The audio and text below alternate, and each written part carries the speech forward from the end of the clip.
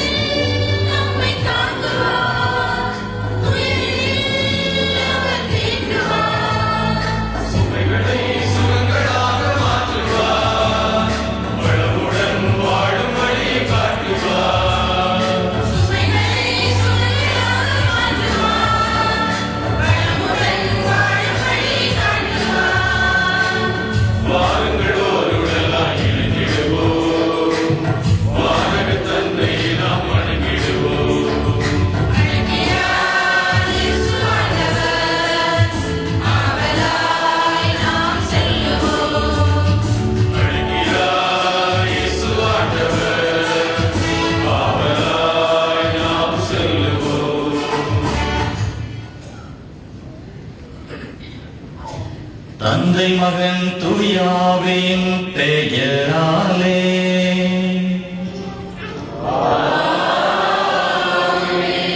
நம் ஆண்டவராகிய இயேசு கிறிஸ்துவின் அருளும் கடவுளின் அன்பும் தூயாவின் நட்புறவும் உங்கள் அனைவரோடும் என்றும் இருப்பதாக.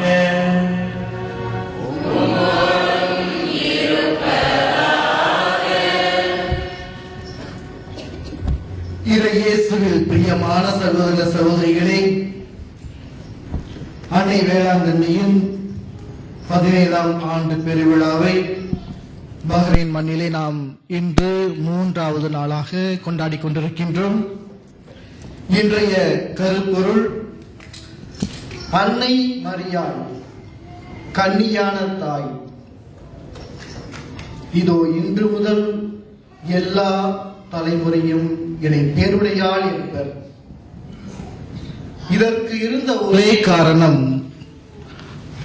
அன்னை மரியாள் தந்தையாகிய இறைவனின் சித்தத்திற்கு தாழ்பணிந்து ஆம் என்று கொடுத்த அந்த பதில்.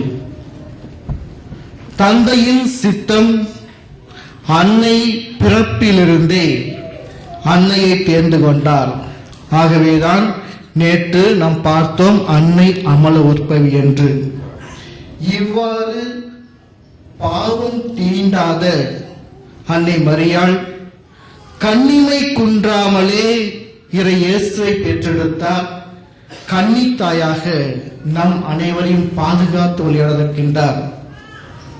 அன்னையிடம் வருகின்ற அனைவருமே அன்னையின் ஆசீரை பெற்றவர்களாக, அன்னையின் அரவணைப்பை பெற்றவர்களாக நாம் இருக்கின்றோம். எவ்வாறு அன்னை மரியாள் தந்தையின் சித்தத்திற்கு தாழ்பணிந்து ஆம் என்று தன்னை முழுமையாக கையளித்தாலோ, அதேபோல் இறை சித்தத்திற்கு நாமும் நம்மை முழுமையாக கையளிப்போம். இந்த திருப்பலியிலே அன்னையின் ஆசீர் உங்கள் அனைவரையும் நிரப்பட்டும்.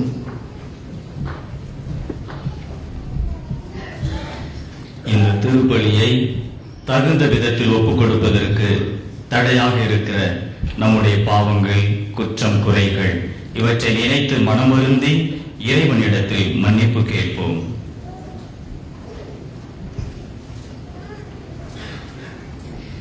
எல்லாம் வல்ல இறைவனிடமும் சகோதர சகோதரிகளிடமும் நாம் பாவியின் வெளிச்சொல்கிறேன். ஏனெனில் சொல்லாலும் சொல்லாலும் செயலாலும் கடமையை தவறியதாலும் பாவங்கள் பல செய்தேன். என் பாவமே, என் பாவமே, என் பாவமே. ஆகையால் எப்பொழுதும் கன்னியான பரிசுத்த மரியாதையும் வானதூதர் புனிதர் அனைவரையும் சகோதர சகோதரிகளை உங்களையும் நம் இறைவனாகிய ஆண்டவரிடம் எனக்காக வேண்டிக் கொள்ள முன்னாடுகிறேன். எல்லாம் வல்ல இறைவன் நம் மீது இரக்கம் வைத்து நம் பாவங்களை மன்னித்து நம்மை முடிவில்லா வாழ்விற்கு அழைத்துச் செல்வாராக.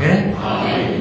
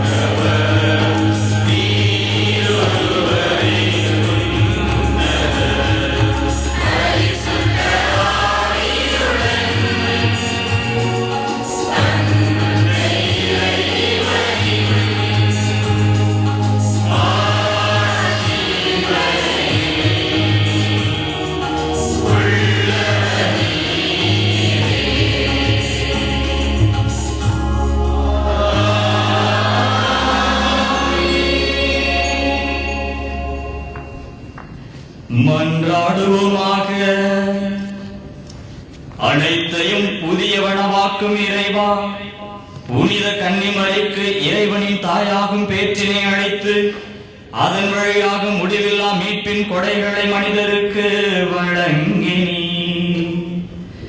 இந்த நன்னாளில் வாழ்வளிக்கும் திருமகனையே எங்களுக்கு கொடையாக தந்த அந்த அன்னையை நினைத்து மகிழ்கின்றோம்.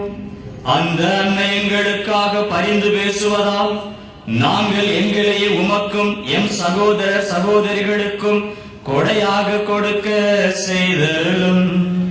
உம்மோடு தூயாவின் ஒன்றிப்பில் இறைவனாய் என்றென்றும் வாழ்ந்து ஆட்சி செய்கின்ற எங்கள் ஆண்டவரும் உம் திருமகன் வழியாக உம்மை மன்றாடுகின்றோம்.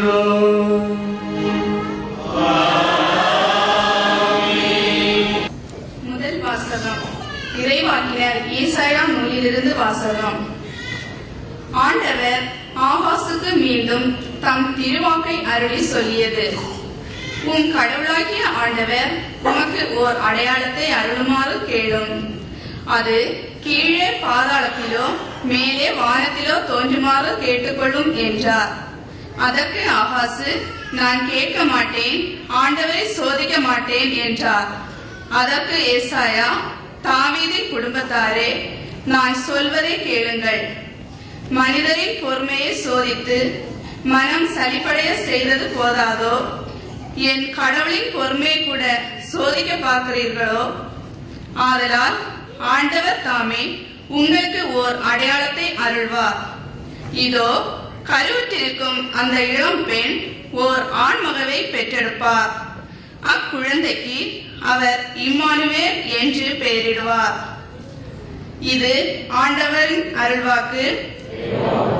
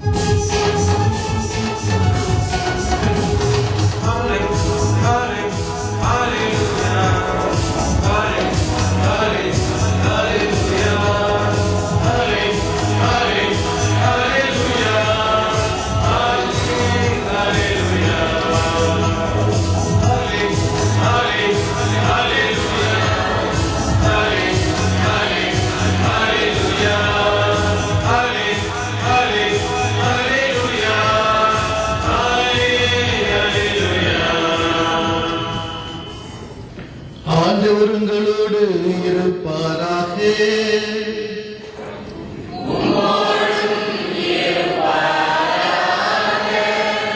தூய மத்தேயு எழுதிய நற்செய்தியிலிருந்து வாசகம்.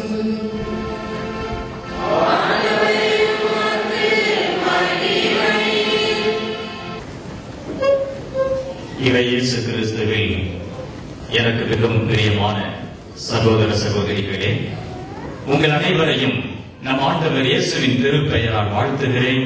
உங்களுக்கு அமைதி உரித்தாகுக. ஒரு முறை டாக்டர் அம்பேத்கர் அவர்களும் அண்ணல் காந்திஜி அவர்களும் ஒரே அறையில் இருப்பதற்கு ஒரு வாய்ப்பு ஏற்பட்டது. அவர்கள் இருவரும் ஒரே அறையில் இருக்கின்ற பொழுது தூங்குவதற்கு நேரமானது. ஆகவே காந்தியடிகள் படுக்கைக்கு சென்று விட்டார். ஆனால் அண்ணல் அம்பேத்கர் அவர்களோ ஏதோ எழுதி கொண்டே இருந்தார். அப்பொழுது காந்தியடிகள் சொன்னார், நேரமாகிவிட்டது, தூங்குங்கள். ஏனென்றால் நாம் நன்றாக தூங்கி எழுந்தால்தான் மறுநாள் நாம் வேலை செய்ய முடியும் என்று சொன்னார். அப்பொழுது காந்திஜி சொன்னார், அம்பேத்கர் சொன்னார், பாபுஜி, உங்கள் மக்கள் விழித்திருக்கிறார்கள், ஆகவே நீங்கள் தூங்குகிறீர்கள். எனது மக்கள் இன்னும் தூங்கிக் கொண்டே இருக்கிறார்கள், அவர்களை எழுப்புவதற்காக நான் விழித்துக் கொண்டிருக்கிறேன் என்று சொன்னார். இதன் அர்த்தம் உங்களுக்கு புரியும் என்று நினைக்கின்றேன். தலையாடலையே புரிஞ்சுதா? புரிஞ்சுதா புரியலையான்னு தெரியலையே. புரியுதில்ல? காந்திஜியினுடைய மக்கள் என்று சொல்லுகிறவர்கள் உயர்ந்த குலம் என்று தங்களை சொல்லிக் கொண்டவர்கள். அம்பேத்கருடைய மக்கள் தாழ்த்தப்பட்ட மக்கள் என்று சொல்லுகின்ற சூழ்நிலை. உங்கள் மக்கள் வைத்துக் கொண்டார்கள் என்று கூறுகின்ற பொழுது எல்லாரும் படித்தவர்களாக இருக்கிறார்கள், பணம் சம்பாதிக்கின்றவர்களாக இருக்கிறார்கள். எனது மக்கள் தூங்கிக் கொண்டிருக்கிறார்கள் என்று சொன்னால் வாழவே வழி இல்லாதவர்களாக, பிழைக்க தெரியாதவர்களாக, தாழ்த்தப்பட்ட ஒடுக்கப்பட்ட மக்களாக வாழ்கிறார்கள் என்ற அர்த்தத்தில் இன்று அதை நான் நினைவு கூறுகின்ற பொழுது எனது ஜனம், தாய் திருச்சபையின் மக்கள் அநேகர் உறங்கிக் கொண்டிருக்கிறார்கள். எனது சத்தத்தை கேட்டுக் கொண்டிருக்கின்ற அன்பு ஜனங்களே, நாம் அனைவரும் விழித்திருந்து அநேக காரியங்களை தூங்கிக் கொண்டிருக்கிற நம்முடைய மக்களுக்கு எடுத்துரைக்க வேண்டியவர்களாக இருக்கிறோம். ஆகவே தான் இந்த நாளிலே அன்னை மரியாள் கன்னியான தாய் என்ற சிந்தனையில் 3வது நாள் நவநாள் திருப்பலியை நாம் சிறப்பித்துக் கொண்டிருக்கின்றோம். இறைவனின் தாய், திருச்சபையின் தாய், கன்னி தாய் என்றெல்லாம் அன்னை மரியாளை நாம் சிறப்புற அவருக்கு சிறப்பு பெயர்கள் வைத்து அழைக்கின்றோம். ஒரு சாதாரண பெண் எவ்வாறு இறைவனின் அன்னையாக முடியும்? இதுதான் கேள்வி. அதே போல ஒரு பெண் எவ்வாறு கன்னியாக இருக்க முடியும்? குழந்தையை பெற்றவள்.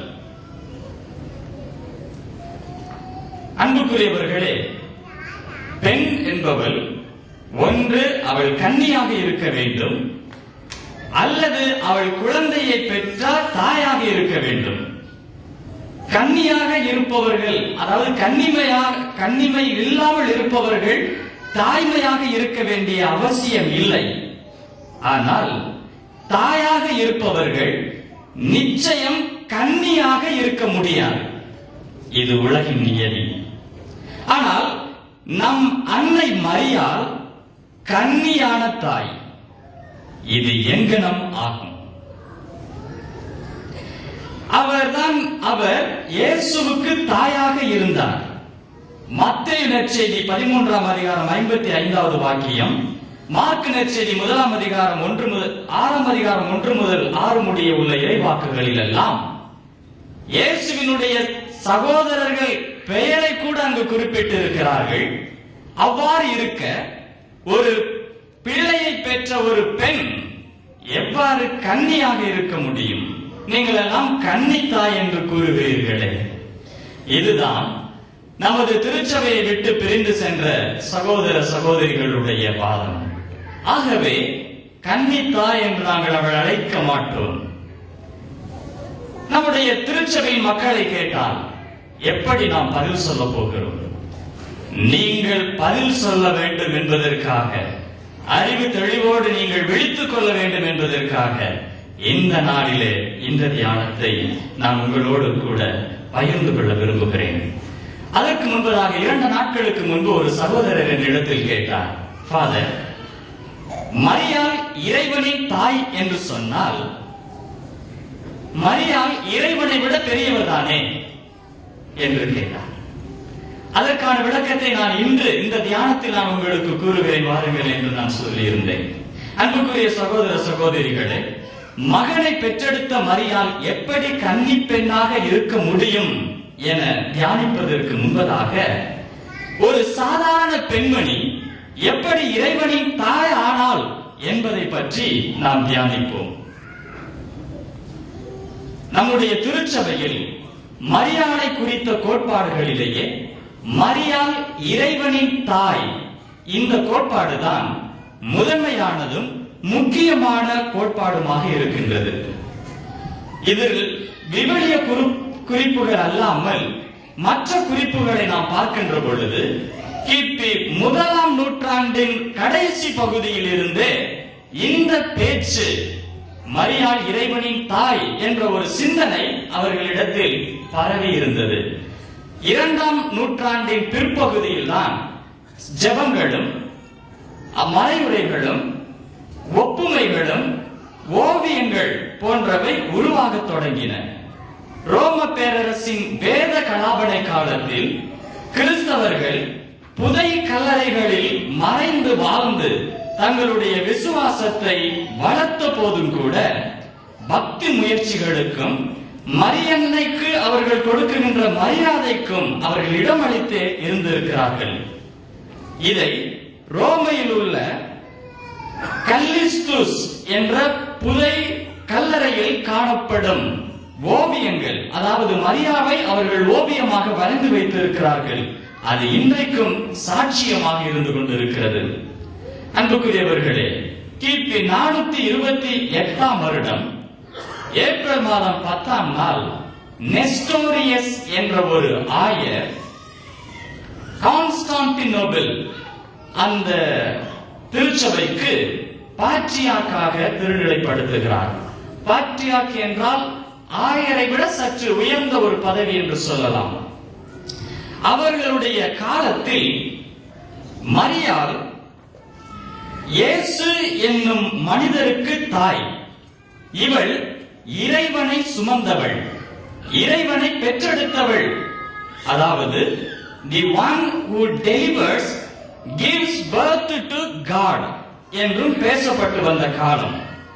அலெக்சாண்டரியா, அந்தியோக்கியா போன்ற திருச்சபைகளில் தந்தையர்கள் ஆரிஜின், அத்தனியோஸ், எபேசியோஸ், சிரில் போன்றவர்கள் two natures in the same person, அதாவது இயேசு என்னும் நபரில் 2 தன்மைகள் உள்ளது, அதாவது இயேசு இறை தன்மையையும் மனித தன்மையையும் கொண்டவர் என்று பேசினார்கள். இயேசு என்னும் ஒரு நபரில் மனித மற்றும் இறைவன் என்னும் 2 தன்மைகள் ஒன்றாக முழுமையாக சங்கமித்தன. இயேசு ஒரே நேரத்தில் மனிதராகவும் இறைவனாகவும் இருந்தார். இயேசு என்னும் நபர் இறைவன் மனிதன் என்னும் தன்மைகளினாலே பிளவுபட்டிருக்கவில்லை. ஆனால் காலத்தில் மனிதரான இறைவார்த்தையை பெற்றெடுத்து தரணிக்கு தந்தவர் மரியாள். எனவே மரியாளை இறைவனின் தாய் என்று அழைப்பது பொருத்தமே என்று அறிவித்தார்கள். இதற்கு ஏராளமான விவிலிய வார்த்தைகள் சான்றளிக்கின்றன. ஹல்லேலூயா. எல்லாம் முடிச்சிருக்கீங்களா? ஹல்லேலூயா. எல்லாம் கையை உயர்த்தி இயேசுவுக்கு நன்றி. என்ன அந்த சாமியார் பிரசங்கம் சொன்னா ஏதோ படிச்சுட்டு இருக்கிறாரே அப்படின்னு நீங்க தயவு செய்து நினைக்க வேண்டாம். ஏன்னா நாம கொண்டிருக்கின்ற இந்த விசுவாச கோட்பாடு, நாம் மரியாதையின் மீது நாம் வைத்திருக்கின்ற அந்த ஒரு மரியாதை, நாம் செலுத்துகின்ற இந்த வணக்கம், இதை பற்றி தெரியாதவர்கள் நம்மிடத்தில் கேட்கின்ற பொழுது நாம் எவ்வாறு பதில் சொல்ல வேண்டும் என்பதற்காகத்தான் தெளிவாக திருச்சபையின் கோட்பாடுகளை எல்லாம் நான் எழுதி தவறு இல்லாமல் உங்களிடத்தில் சொல்ல வேண்டும் என்பதற்காக பற்றி எழுதினேன். அன்புக்குரியவர்களே, இயேசு மனிதனாகவே இந்த உலகத்தில் வாழ்ந்தார். லூக்கா நற்செய்தி 1 அதிகாரம் 1 முதல் 20 முடிய உள்ள இறைவாக்குகளில் இயேசு ஒரு மனிதனாக பிறந்தார், மனிதனாகவே வாழ்ந்தார் என்பதை நாம் வாசிக்கலாம். அதே போன்று மார்க்கு நற்செய்தி 6 அதிகாரம் 3 வசனத்தில் இயேசு உழைத்தார், களைப்புற்றார். யோவான் நற்செய்தி 4 அதிகாரம் 6 வாக்கியத்தில் நாம் பார்க்கலாம், இயேசு உண்டார், உறங்கினார், அன்பை தேடிச் சென்றார், நண்பனுக்காக அழுதார்.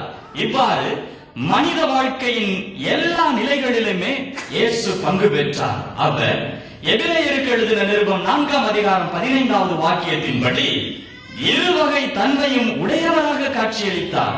இதை இன்னும் தெளிவாக தூய பவுல் பிலிப்பியருக்கு எழுதிய திருமுகம் 2 அதிகாரம் 6 முதல் 8 முடிய உள்ள இறைவாக்குகளில் கடவுள் வடிவில் விளங்கிய அவர் கடவுளுக்கு இணையாக இருக்கும் நிலையை வலிந்து பற்றி கொண்டிருக்க வேண்டிய ஒன்றாக கருதவில்லை. ஆனால் தம்மையே வெறுமையாக்கி அடிமையின் வடிவை ஏற்று மனிதருக்கு ஒப்பானார். மேலும் மனித உருவில் தோன்றி சாவை ஏற்கும் அளவுக்கு, அதுவும் சிலுவை சாவையே ஏற்கும் அளவுக்கு கீழ்ப்படிந்து தம்மையே தாழ்த்தி கொண்டார் என்று புனித பவுல் தெளிவாக குறிப்பிடுகிறார். அன்புக்குரிய சகோதர சகோதரிகளே, இயேசுவினுடைய மனித தன்மைக்கு இந்த விவிலிய வார்த்தைகள் அனைத்துமே சான்று பகர்கின்றன. அதே போன்று இயேசு கடவுளாக இருந்தார், தெய்வமாக இருந்தார் என்பதற்கு விவிலியம் முழுவதும் நமக்கு சான்று அளிக்கின்றது. நேற்றைய நற்செய்தியில் நாம் வாசிக்க கேட்டோம். யோவான் நற்செய்தி 1 அதிகாரம் 1 முதல் 14 முடிய உள்ள இறைவாக்குகளில் இந்த இரு இயல்புகளையுமே அவர் பெற்றிருந்தார் என்று தெளிவாக நாம் அனைவரும் புரிந்து கொள்ளும் விதத்தில் யோவான் அதை எழுதியிருந்தார். அதாவது ஆதியிலே வார்த்தை இருந்தார், அந்த வார்த்தை கடவுளோடு இருந்தார், அந்த வார்த்தை கடவுளாயும் இருந்தார் என்று சுட்டி காட்டினார். இதை நீதிமொழிகளின் புத்தகம் 8 அதிகாரம் 26 முதல் 30 முடிய உள்ள இறைவாக்குகளில் நாம் வாசிக்கலாம். அவர் பூ உலகை பரந்த வெளியையும் உண்டாக்கும் முன்னே, உலகில் முதல் மண் துகளை உண்டாக்கும் முன்னே நான் பிறந்தேன் என்று அவர் கூறுகின்றார். அவர் கடலுக்கு எல்லையை ஏற்படுத்தி அந்த எல்லையை கடல் நீர் கடவாதிருக்கும்படி செய்யும் போது, பூ உலகிற்கு அவர் அடித்தளமிட்ட போதும் நான் அவர் அருகில் அவருடைய சிற்பியாக, அவருடைய செல்ல பிள்ளையாக நான் இருந்தேன். நாள்தோறும் அவருக்கு மகிழ்ச்சி ஊட்டினேன், எப்பொழுதும் அவர் முன்னிலையில் மகிழ்ந்து செயலாற்றினேன் என்று இயேசு பிறப்பதற்கு முன்பதாகவே அவர் தந்தையாகி இறைவனோடு இருந்த ஒரு நிலையை நீதிமொழிகளின் புத்தகத்தில் நாம் வாசிக்கலாம். கடவுளோடு கடவுளாக இருந்த வார்த்தை ஆவியும் உயிருமாகவே இருந்தார். அவர்தான் அன்று மண் உடலுக்கு உயிர் ஊட்டியவர். இப்பொழுது அவர் தன்னையே உடலாக போர்த்தினார், மனுமகன் ஆனார். அதாவது மனு உருவானார், நம்மிடையே குடிகொண்டார். இந்த உண்மையை கண்கூடாக கண்டார் யோவான், மற்ற அப்போஸ்தலர்கள் எல்லாம். ஆகவேதான் யோவான் சான்று பகர்ந்தார். ஆதி முதல் இருந்தவரை நாங்கள் கண்ணார கண்டோம், எங்கள் காதுகளால் கேட்டோம், அவர் நம் ஆண்டவர், அவரை நாங்கள் தொட்டு உணர்ந்தோம் என்று நாம் ஆண்டவருக்கு அவர் சான்று பகர்கிறார்.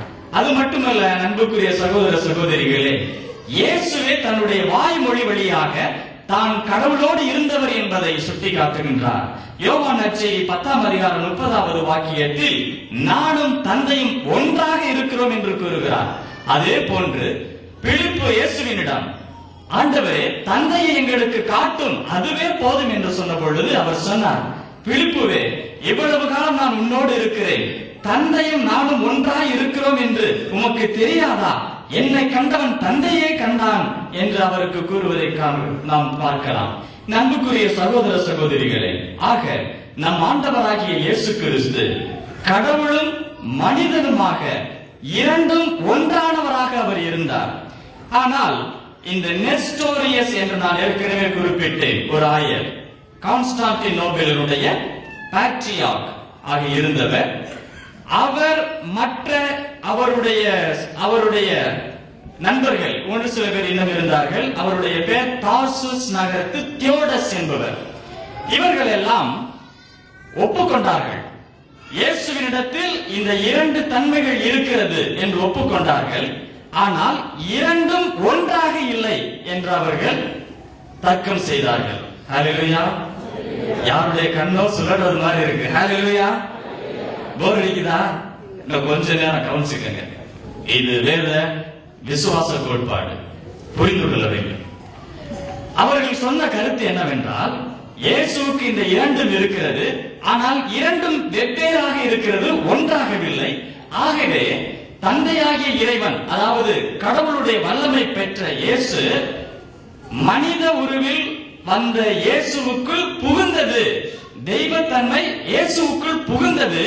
ஆகவே இது கடவுளுடைய தன்மை வேறு, மனிதனுடைய தன்மை வேறு என்ற ஒரு கோட்பாட்டை அவர்கள் கூறினார்கள். ஆனால் ஒன்று போல தோன்றலாம், ஆனால் இரண்டும் வித்தியாசப்படுகிறது. ஆகவே தான் அன்று சிரில், அவரும் ஒரு ஆயராக இருந்தார், அவருடைய தலைமையில் கிபி 430ஆம் ஆண்டு பொதுச்சங்கம் எபேசியில் நடந்தது. அந்த பொதுச்சங்கத்தில் இப்படிப்பட்ட ஒரு குழப்பத்திற்கு முடிவு கொண்டு வர வேண்டும் என்பதற்காக அன்று கூறினார்கள், ஆண்டவர் இயேசு மனிதனும் கடவுளுமானவர், இந்த இரண்டு தன்மையும் அவரிடத்தில் பிரிக்க முடியாது. ஆகவே நெஸ்டோரியஸ் உடைய இந்த கொள்கை, தப்பறை கொள்கையை முறியடித்து அன்னை மரியாள் இயேசு கடவுளும் மனிதனாக இருந்தவரை பெற்று எடுத்ததால் அவள் கடவுளின் தாய், இறைவனின் தாய் என்ற கோட்பாட்டை அவர்கள் வலியுறுத்தி கூறினார்கள். ஹல்லேலூயா, ஹல்லேலூயா. இயேசுவுக்கு நன்றி, மரியே வாழ்க. என் அன்புக்குரிய சகோதர சகோதரிகளே, நம்மிடத்தில் யாராயிலும் கேள்விகள் கேட்டால், எப்படி அன்னை மரியாள் இறைவனுடைய தாய் என்று கேட்டால், இயேசு இறைவன், சிம்பிளான வார்த்தை. இயேசு கடவுள், அவரை பெற்றெடுத்த மரியாள் கடவுளுடைய தாய். அப்படி என்றால் அப்ப கடவுளுக்கு முந்தினவரா, கடவுளை விட மரியாள் பெரியவரா என்று கேட்டால் நிச்சயமாக இல்லை, கடவுளை விட பெரியவர் அல்ல. இதை நம்முடைய வாழ்க்கை ரீதியில் கூட நாம் பார்க்கலாம். ஒரு பெண் கருத்தரித்து இருக்கிறாள் என்றால் அந்த பிள்ளையை பெற்ற பிறகுதான் அந்த பிள்ளைக்கு அவள் தாயாக மாறுகிறாள். அதே போல கடவுளை அவள் கருவாக கொண்டு பெற்றதினால் தான் அவள் கடவுளுடைய தாயாக ஆனாளே தவிர, அவள் கடவுளுடைய குழந்தையை கருவில் சுமக்கின்ற வரை அவள் சாதாரண பெண்மணியாகத்தான் இருந்தாள். ஆனால் அவள் ஆண்டவர் இயேசுவை பெற்ற பிறகு, இயேசுவினுடைய தாயாக மாறின பிறகுதான் அவள் கடவுளுடைய தாயாய் ஆனால், அன்னையினுடைய இறைவனுடைய அன்னையானாள். ஆகவே நாம் அனைவரும் தைரியமாக விழிப்போடு புரியாத மக்களுக்கு நாம் சொல்ல கடமைப்பட்டு இருக்கிறோம். அடுத்ததாக நாம் சிந்திக்கின்ற கருத்து, கன்னியான தாய். எப்படி ஒரு பெண் குழந்தையை பெற்ற பிறகு கன்னியாக இருக்க முடியும்? அன்புக்குரிய சகோதர சகோதரிகளே, முப்பொழுதும் கன்னி, எப்பொழுதும் கன்னி நம் அன்னையவள். இவள்தான் நம்முடைய கத்தோலிக்க திருச்சபையினுடைய விசுவாசம். கன்னிமையில் இறைமகன் இயேசுவை ஈன்றெடுத்த புதுமையை குளத்தூர் கவிஞர் வேதநாயகம் என்பவர் பின்வருமாறு வியந்து பாடுகிறார். நல்ல புதுமை இது, நான் எங்கும் கண்டது இல்லை. சொல்லற்கரிய ஒரு கன்னி சூழாகி தொல்லுலகில் தன் அப்பனை பெற்று தாய் மகள் என்று ஆனால் என்னப்பா காட்சி இது என்று தேவமாதா அந்தாதி என்ற ஒரு பாடலில் 84வது பாடலாக பாடி வைத்திருக்கிறார். இதனுடைய பொருள் இதுதான், மரியாவிடம் நிகழ்ந்த புதுமையை போல வேறு எங்கும் நான் கண்டதில்லை. ஒரு கன்னி கருவுற்று, அதுவும் தன்னை பெற்ற கடவுளையே ஈன்றெடுத்து, இறைவனுக்கு மரியா ஒரே நேரத்தில் தாயாகவும் மகளாகவும் திகழ்கின்றார் என்று வியப்பு கடலில் அந்த கவிஞர் இவ்வாறு எழுதினார். அதே போன்று நம்முடைய வீரமாமுனிவர் கூட ஒரு கவிதை எழுதினார். உருவில்லா இறைவன் உருவாகி உலகில் ஒரு மகன் உதிப்ப, கருவில்லா கருத்தாங்கி கன்னி தாய் ஆகினரே என்று தித்திக்கும் தேன் தமிழில் வீரமாமுனிவர் தன்னுடைய கவிதையை படைக்கின்றார். என் அன்புக்குரிய சகோதர சகோதரிகளே, நற்செய்தியினுடைய ஒளியில் நாம் பார்க்கின்ற பொழுது கன்னி கருவுற்று ஒரு மகனை பெறுவாள் என்று நாம் வாசிக்க கேட்டோம். அதே போன்று லூக்கா நற்செய்தியில் கலிலியாவில் உள்ள ஒரு கன்னியிடம் ஆண்டவருடைய தூதர் கபிரியேலை அனுப்பினார் என்று நாம் வாசிக்க கேட்டோம். அதே போன்று அன்னை மரியாள் கூட நான் கன்னி ஆயிற்றே, எப்படி நான் குழந்தையை பெற்றெடுக்க முடியும் என்று கூறினார். ஆக அவள் குழந்தையை பெறுவதற்கு முன்பதாக கன்னியாக இருந்தால் இது விவிலிய கூற்று. அதே சமயத்தில் எப்படி அவள் குழந்தையை பெற்ற பின் கன்னியாக இருக்க முடியும்? அன்புக்குரியவர்களே, அன்னை மரியாள் அமல உற்பவியாக பிறந்ததினால் பாவக்கரைகள் அவளை தீண்டவில்லை என்று நாம் நேற்று தியானித்தோம். அவள் என்றுமே இறைவனுக்கு உகந்த பாத்திரமாக, கன்னிமை குன்றாத பாத்திரமாக திகழ இறைவன் விரும்பினார். ஆகவே தான் அமல உற்பவியாக அவரை உருவாக்கிய இறைவன் தன் மகனை அவர் உலகிற்கு ஈன்றெடுத்த பிறகும் கூட கன்னிமை குன்றாமல் அவரை பாதுகாத்தார். இதற்கு விவிலியத்தில் எல்லாம் நாம் தேடவே முடியாது. ஏனென்றால் விவிலியம் எழுதப்பட்ட காலம் 100 முதலாம் நூற்றாண்டுக்குள் முடிந்துவிட்டது. இதற்கு நாம் எப்படி சான்று கூறுவது? விடுதலை பயண நூல் 3ஆம் அதிகாரம் 2வது வாக்கியத்தில் நாம் வாசிக்கலாம். அங்கு முட்புதர் ஒன்று எரிந்து கொண்டிருக்கிறது. மோசே பார்க்கிறார், எரிந்து கொண்டிருக்கிறது, ஆனால் அந்த முட்செடி தீயவில்லை. அது என்ன என்று பார்ப்பேன் என்று ஓடினார். அது எவ்வாறு நடக்க முடியும்? ஒரு செடி எரிந்தால் அது சாம்பலாகிவிட வேண்டும், ஆனால் ஆகவில்லை. கடவுளுடைய வல்லமை. அதே தான் அன்னை மரியாள் கன்னிமை குன்றாமல் குழந்தையை பெற்றெடுக்க முடியும், கடவுளுடைய வல்லமையால். அன்புக்குரியவர்களே, ஆண்டவராகிய இயேசு கிறிஸ்து உயிர்த்து எழுந்த பிற்பாடு அவர் கதவுகள் எல்லாம் பூட்டி இருக்க உள்ளே சென்று யோவான் நற்செய்தி 20ஆம் அதிகாரம் 20ஆம் அதிகாரம் 19 முதல் 20 முடிய உள்ள இறைவாக்குகளில் நாம் வாசிக்கலாம். கதவு பூட்டி இருக்க அவர் உள்ளே சென்று உங்களுக்கு சமாதானம் என்று கூறினார். நீங்கள் பார்ப்பது போல நான் ஆவி அல்ல, எனக்கு சதையும் எலும்பும் இருக்கிறது, வந்து தொட்டு பாருங்கள் என்று சவால் விட்டார். அப்படி கதவு பூட்டி இருக்கின்ற பொழுதே அவரால் உள்ளே வர முடிந்தது, வெளியே போக முடிந்தது. எவ்வாறு? கடவுளுடைய வல்லமை. அதே தான் அன்னை மரியாள் வழியாக தந்தையாகிய இறைவன் கன்னிமை குன்றாமலேயே அவளை கன்னியாகவே வைத்து தன்னுடைய மகனை பெற்றெடுக்க முடிந்தது. இது கடவுளுடைய வல்லமை. ஹல்லேலூயா, ஹல்லேலூயா. இயேசுவுக்கு நன்றி, மரியே வாழ்க. அன்புக்குரிய சகோதர சகோதரிகளே, தியானித்து பேசிக்கொண்டே போகலாம், நேரம் தான் ஓடுகிறது. ஏன் இந்த ஒரு பிரச்சனை? எதற்காக கன்னி மரியாளை இவ்வளவு சிறப்பாக நாம் தியானிக்க வேண்டும்? அதற்கு அர்த்தம் இருக்கிறது. இவை அனைத்துமே அந்த பெண்மணியினால் முடிந்ததா? முடியுமா? அன்னை மரியாளால் தன்னையே அமல உற்பவியாக உற்பவித்துக் கொள்ள முடியுமா? கன்னிமை குன்றாமல் குழந்தையை பெற்றெடுக்க முடியுமா? முடியாது. அப்ப இதற்கெல்லாம் காரணம் யார்? தந்தையாகிய இறைவன், கடவுள். ஹல்லேலூயா. மகிமையும் மாட்சிமையும் ஆராதனையும் நம் தந்தையாகிய ஒருவருக்கு மட்டுமே, அன்னை மரியாளுக்கு அல்ல. அன்னை மரியாளை சிறந்த ஒரு பாத்திரமாக ஆண்டவர் பயன்படுத்தி தன்னுடைய வல்லமையெல்லாம் இவ்வாறு வெளிப்படுத்தி கொண்டிருக்கிறார். அமல உற்பவியாக அவளை உருவாக்கினார், கன்னிமை குன்றாமலே கன்னி தாயாக அவரை உண்டாக்கினார். இப்படி பல பல புதுமைகளை அன்னை மரியாள் வழியாக நான் வல்லமை உள்ளவர், வல்லமையான கடவுள் என்பதை நிரூபித்துக் கொண்டிருக்கிறார். அதைத்தான் நம்முடைய திருச்சபையில் ஒவ்வொரு அணுக்களாக அன்னை மரியாள் இப்படி என்றால் அதற்கு காரணம் தந்தையாகிய இறைவன், கடவுள் தான் என்று நாம் கூறுகின்றோம். அன்புக்குரியவர்களே, மனிதர்களில் 3 விதமான மனிதர்களாக இருக்கிறார்கள். சுருக்கமாக முடித்து விடுகிறேன். கருவுற இந்த கன்னிமை தாய் இதை பற்றி பேசுகிற பொழுது ஒரு நிகழ்ச்சி. 3 விதங்களில் ஒருவர் குழந்தையை பெற்றுக் கொள்ளாமல் இருக்க முடியும். 1, பிறவிலேயே மலடாக இருப்பவர்கள் குழந்தையை பெற்றுக் கொள்ள முடியாது.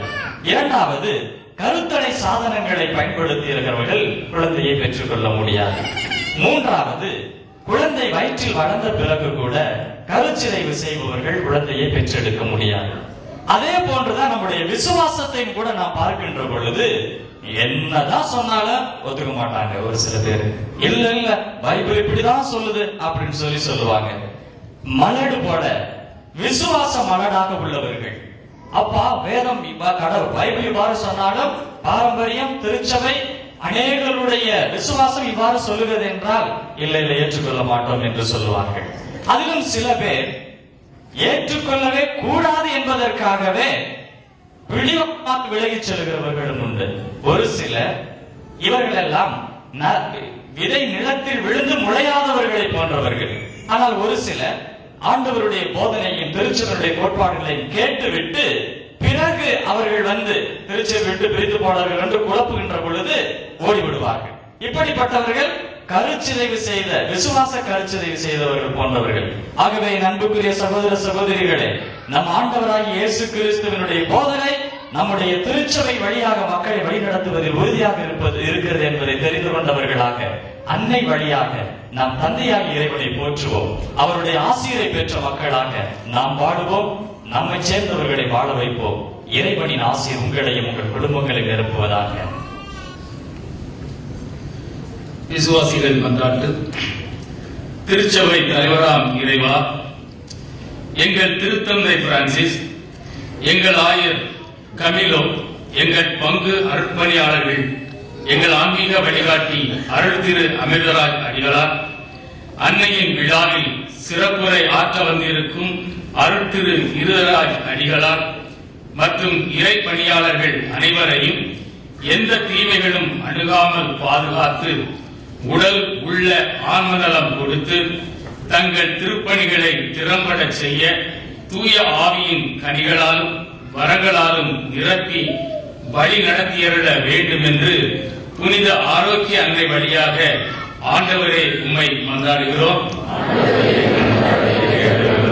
அனைத்துலகின் அரசராம் இறைவா, எங்கள் தாய் நாடான இந்தியா, இலங்கை மற்றும் உலக நாடுகள் அனைத்தையும் ஆட்சி புரியும் தலைவர்களையும் நாங்கள் வாழும் இந்த பஹ்ரைன் தேசத்து அரசரையும் அமைச்சர்களையும் ஆசீர்வதித்து ஞானத்தோடும் விவேகத்தோடும் நாட்டை ஆட்சி புரியவும், நாடுகளில் கலவரங்கள், கலக்கங்கள், தீவிரவாதங்கள், சமாதான கேடுகள் நீங்கி நல்ல அமைதியும் சமாதானமும் நிலவி நல்ல ஆரோக்கியமான சூழ்நிலை உருவாகும்படி புனித ஆரோக்கிய அன்னை வழியாக ஆண்டவரே உம்மை மன்றாடுகிறோம்.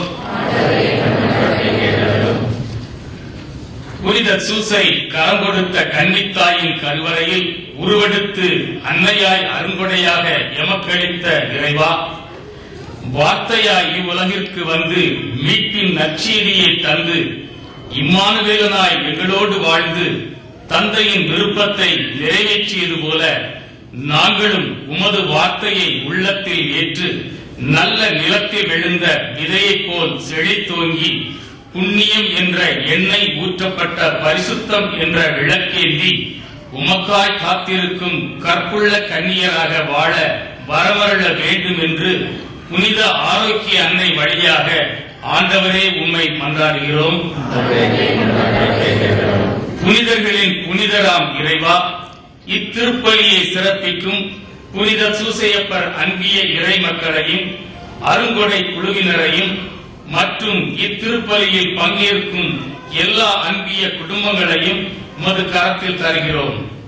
நாங்கள் செல்லும் இடங்களில் இறையன்பை பிரதிபலிக்கின்றவர்களாகவும் வாழ்வது நான் அல்ல, இயேசு என்னில் வாழ்கிறார் என்ற உணர்வோடு நற்செய்தியை பரப்பும் ஜெப வீரர்களாக உருவெடுக்க உமது தூய ஆவியின் வல்லமையை எங்கள் மேல் பொழிந்தருளும்படி புனித ஆரோக்கிய அன்னை வழியாக ஆண்டவரே உம்மை மன்றாடுகிறோம்.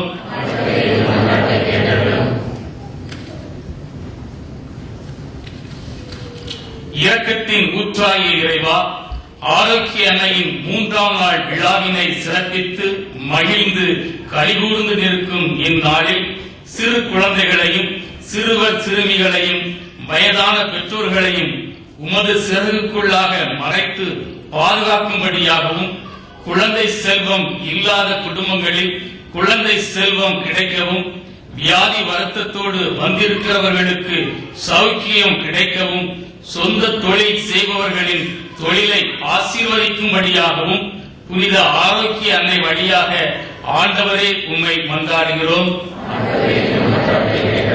நித்திய பிதாவே இறைவா, எங்கள் குடும்பங்களில் இறந்து போன ஆத்துமங்களையும் இயற்கை சீற்றத்தாலும் தீவிரவாதிகளின் கொடூரத்தாலும் சாகடிக்கப்பட்ட ஆத்துமாக்களையும் யாரும் நினையாத ஆத்துமாக்களையும் தேவரீர் நினைவு கூர்ந்து உமது வான்வீட்டில் பரலோக பூலோக ராக்கிரியாக முடிசூட்டம் பெற்ற ஆரோக்கிய அன்னையின் அருகினில் வாசம் பண்ண கிருபை கூர்ந்தழும்படி புனித ஆரோக்கிய அன்னை வழியாக ஆண்டவரே உம்மை மன்றாடுகிறோம். இப்போது நம்முடைய தனிப்பட்ட தேவைகளுக்காக ஒரு நிமிடம் மன்றாடுவோம்.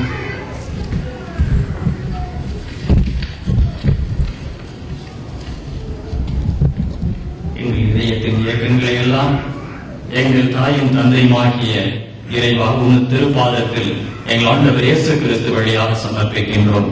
எங்கள் ஜெபம் கேளும் நல்ல பிதாவே, ஆமென்.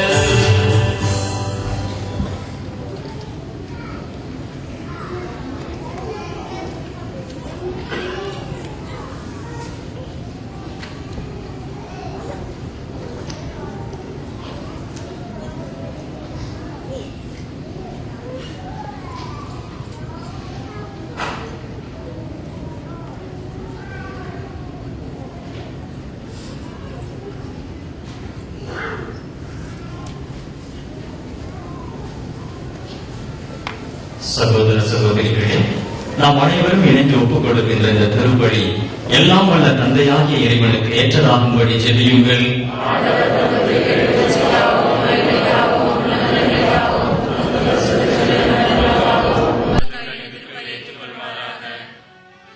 நலன்களுக்கெல்லாம் தொடக்கமும் நிறைவும் ஆகிய இறைவா, ஆண்டின் தொடக்க நாளாகிய இன்று நாங்கள் அளிக்கும் காணிக்கை மேல் கனிவுடன் ஆசி வழங்கியருளும். இறைவனின் புனித தாயுக்கு விழா கொண்டாடி மகிழும் நாங்கள் உமது அருளின் தொடக்கத்தை பெற்று பெருமை கொள்வது போல் அதன் நிறைவையும் பெற்று மகிழ செய்தருளும். எங்கள் ஆண்டவராகிய கிறிஸ்து வழியாக உம்மை மன்றாடுகின்றோம்.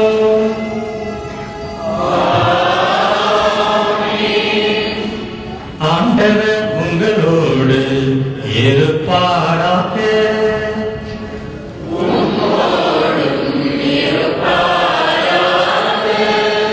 இதயங்களை ஆண்டவரிடம் எழுப்புங்கள்.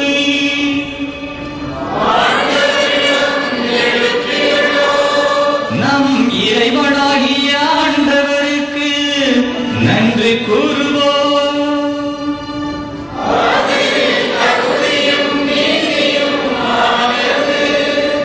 ஆண்டவரே, தூயவரான தந்தையே, என்றும் வாழும் எல்லாம் வல்ல இறைவா, எந்நாளும் எவ்விடத்திலும் நாங்கள் உமக்கு நன்றி செலுத்துவதும் எப்போதும் கன்னியான தூய மரியாளின் நினைவு நாளில் நாங்கள் உம்மை போற்றி புகழ்ந்தேத்துவதும் மெய்யாகவே தகுதியும் நீதியுமாகும். எங்கள் கடமையும் மீட்புக்குரிய செயலுமாகும். அந்த அன்னை தூய ஆவியில் இட்டதால் உம்முடைய ஒரே பேரான திருமகனை கருத்தரித்து தம் கன்னிமையின் மகிமை கொண்டாமலே அந்த முடிவில்லா ஒளியான எங்கள் ஆண்டவர் இயேசு கிறிஸ்துவை உலகிற்கு அளித்தார். அவர் வழியாகவே உமது மகத்துவத்தை வானக தூதர் அனைவரும் அணி அணியாக இடையராது புகழ்ந்தேற்றி பணிந்து வணங்குகின்றனர், கோடி மகிழ்ந்து கொண்டாடுகின்றனர். அவர்களோடு எங்கள் குரலையும் சேர்த்துக் கொள்ளுமாறு நாங்கள் உம்மை தாழ்மையுடன் இறஞ்சி புகழ்ந்து அக்களித்து முடிவின்றி பாடி சொல்லுவதாவது: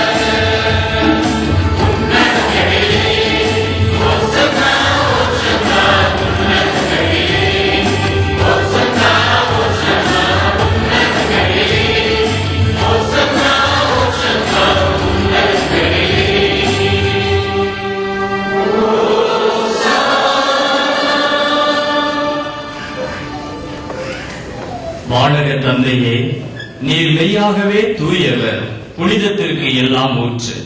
ஆகவே உம்முடைய தூய ஆவியை பொழிந்து எக்காணிக்கைகளை புனிதப்படுத்த வேண்டும் என உம்மை மன்றாடுகின்றோம். இவ்வாறு எங்கள் ஆண்டவர் இயேசு கிறிஸ்துவின் உடலும் இரத்தமுமாக இவை எங்களுக்கு மாறுபடவாக. அவர் பாடுபட மனமு வந்து தம்மை கையளித்த போது அப்பத்தை எடுத்து நன்றி செலுத்தி அதை பிட்டு தம் சீடருக்கு அளித்து கூறியதாவது: அனைவரும் இதை வாங்கி உண்ணுங்கள், ஏனெனில் இது உங்களுக்காக கையளிக்கப்படும் என் உடல்.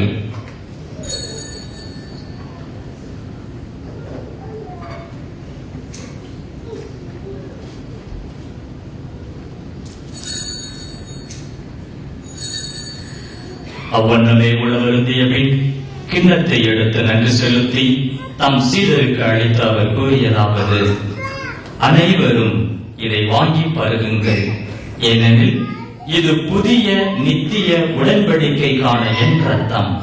இது பாவ மன்னிப்புக்கென்று உங்களுக்காகவும் எல்லாருக்காகவும் சிந்தப்படும். இதை என் நினைவாகச் செய்யுங்கள்.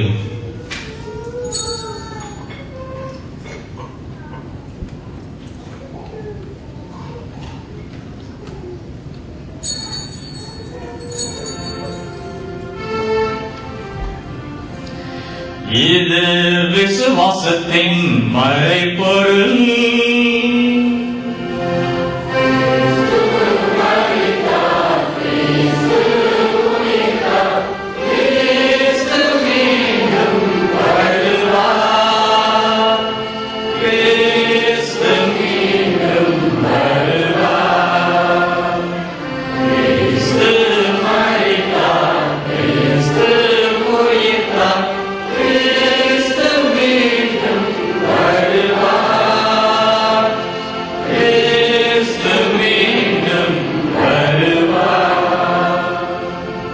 ஆகவே இறைவா, நாங்கள் கிறிஸ்துவின் இறப்பையும் உயிர்ப்பையும் நினைவு கூர்ந்து வாழ்வு தரும் அப்பத்தையும் மீட்பளிக்கும் கிண்ணத்தையும் உமக்கு ஒப்புக் கொடுக்கின்றோம்.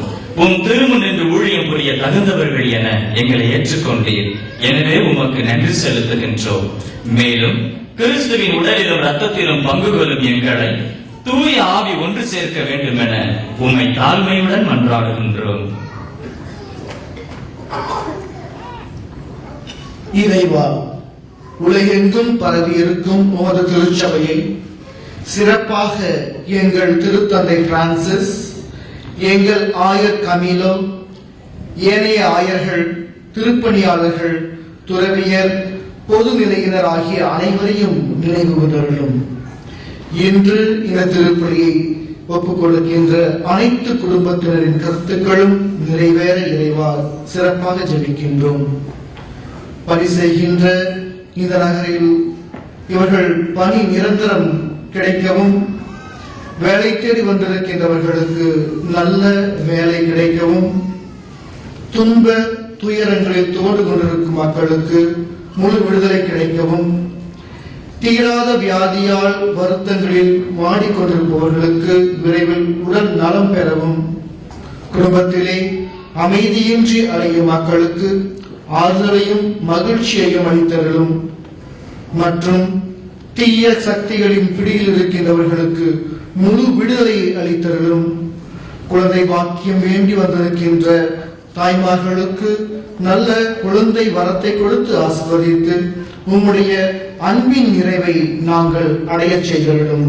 தந்தையே, உயிர்த்தெழும் நம்பிக்கையுடன் இறந்து போன எங்கள் சகோதர சகோதரிகளையும் இறந்தோர் அனைவரையும் நினைவு கூர்ந்து ஒளிமிக்க உம் திருமண் ஏற்றுக்கொள்ளும். எங்கள் அனைவர் மீதும் இரக்கமாயிரும்.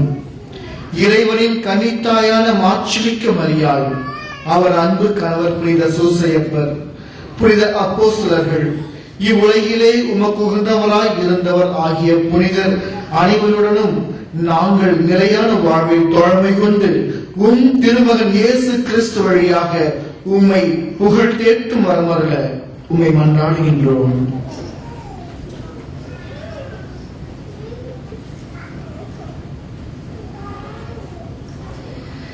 இவர் வழியாக இவரோடு இவரில் எல்லாம் வல்ல தந்தையே இறைவா, தூய ஆவியின் ஒன்றிப்பில் எல்லா புகழும் மாட்சியும் என்றென்றும் உமக்கு உரியதே.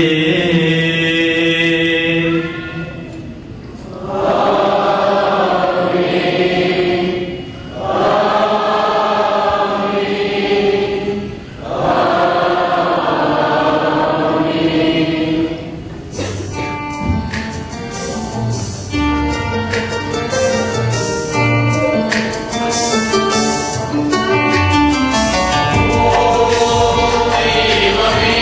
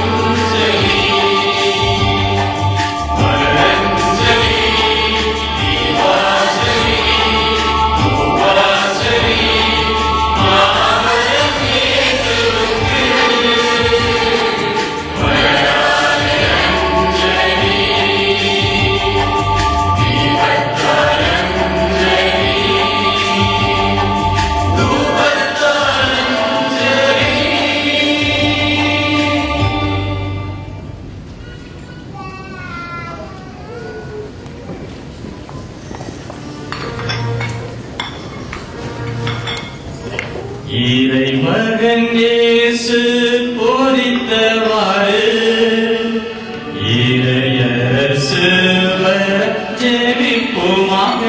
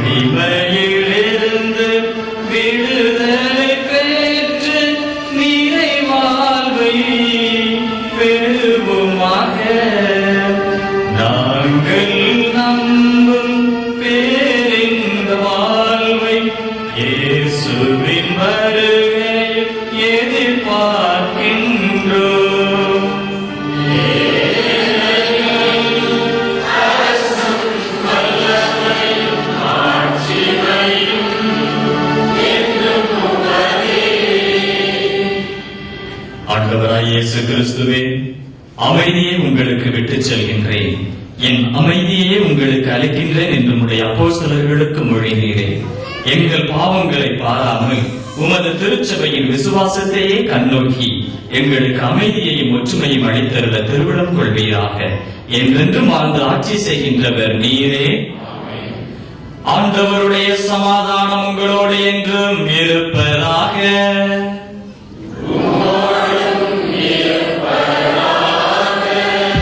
ஒருவருக்கொருவர் நம் ஆண்டவர் இயேசு தருகின்ற சமாதானத்தை அறிவித்துக் கொள்வோம்.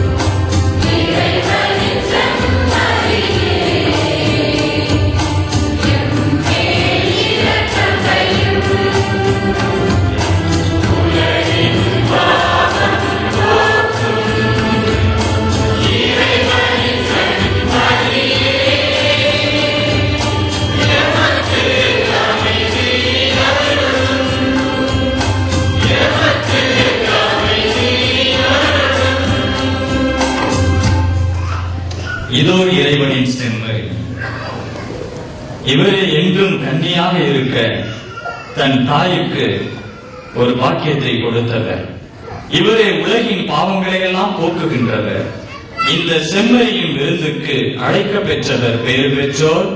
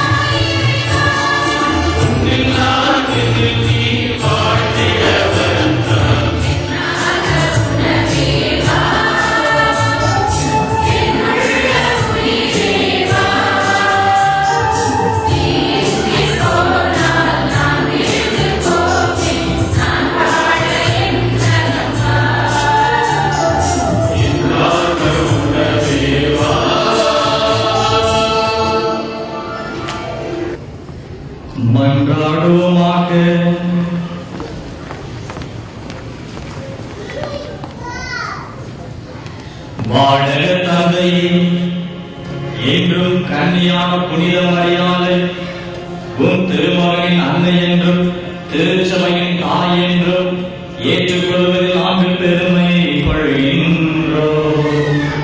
தாயிடமிருந்து குழந்தை புதிய வாழ்வையும் புதிய நம்பிக்கையை பெற்றுக் கொள்வது போல நாங்களும் இந்த நற்கருணை கொண்டாட்டத்தின் வழியாக புது வாழ்வையும் புது நம்பிக்கையையும் இந்த ஆண்டு முழுவதும் பெற்று மகிழ்வோமாக. எங்கள் ஆண்டவராகிய கிறிஸ்து வழியாக உம்மை மன்றாடுகின்றோம்.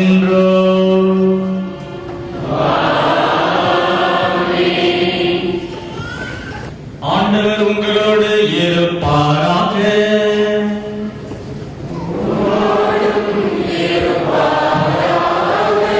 எல்லாம்